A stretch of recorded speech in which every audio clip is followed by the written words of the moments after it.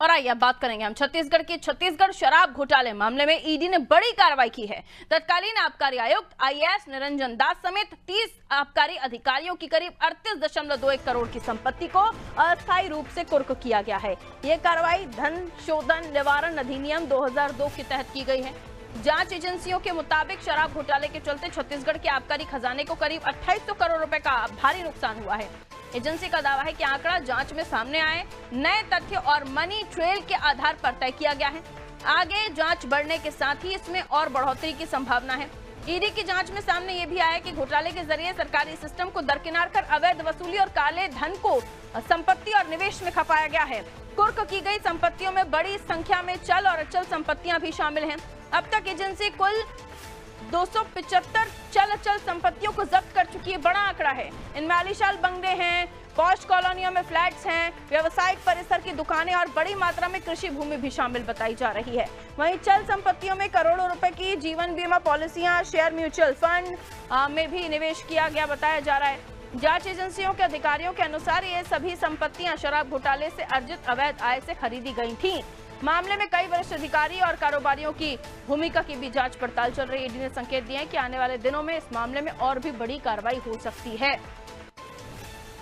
तो शराब घोटाले मामले में बड़ी कार्रवाई ईडी ने करते हुए कई सारे अधिकारियों की संपत्तियों को कुर्क किया है। धन शोधन निवारण अधिनियम 2002 के तहत जांच एजेंसियों के मुताबिक शराब घोटाले के चलते आबकारी खजाने को 2800 करोड़ रुपए का भी नुकसान हुआ है। 30 आबकारी अधिकारी 38.21 करोड़ की प्रॉपर्टी संपत्ति अस्थायी रूप से कुर्क की गई है।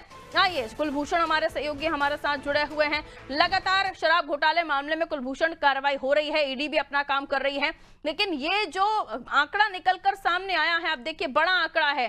धन शोधन निवारण अधिनियम के तहत 30 अधिकारी आबकारी अधिकारी 38 करीब 38.5 आप कह दीजिए 38.5 करोड़ की संपत्ति अस्थायी तौर पर कुर्क की गई है।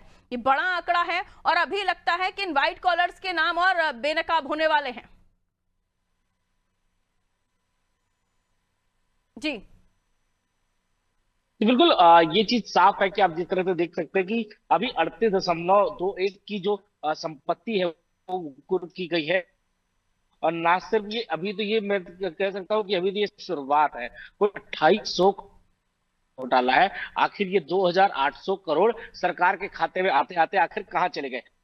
2019 और 19 से लेकर 2022 तक का ये पूरा खेल है, जहां जब कांग्रेस सरकार छत्तीसगढ़ में हुआ करती थी और कांग्रेस और जो जितने भी निजी डिस्टिलरी मालिक हैं उनके बीच, और जो नौकरशाह जो लोकल राजनेता हैं और जो लोकल अधिकारी हैं, उन सभी का मिला जुला ये पूरा खेल रचाया गया था, जिसमें ना केवल बड़े मनी ट्रेलर्स शामिल थे, बड़े उद्योगपति शामिल थे, बल्कि राजनेता शामिल थे, और कई कर्मचारी इस मामले में से जुड़े थे, और कई निजी जो डिस्टिलरीज हैं उनके मालिक भी इस पूरे मामले से जुड़े थे।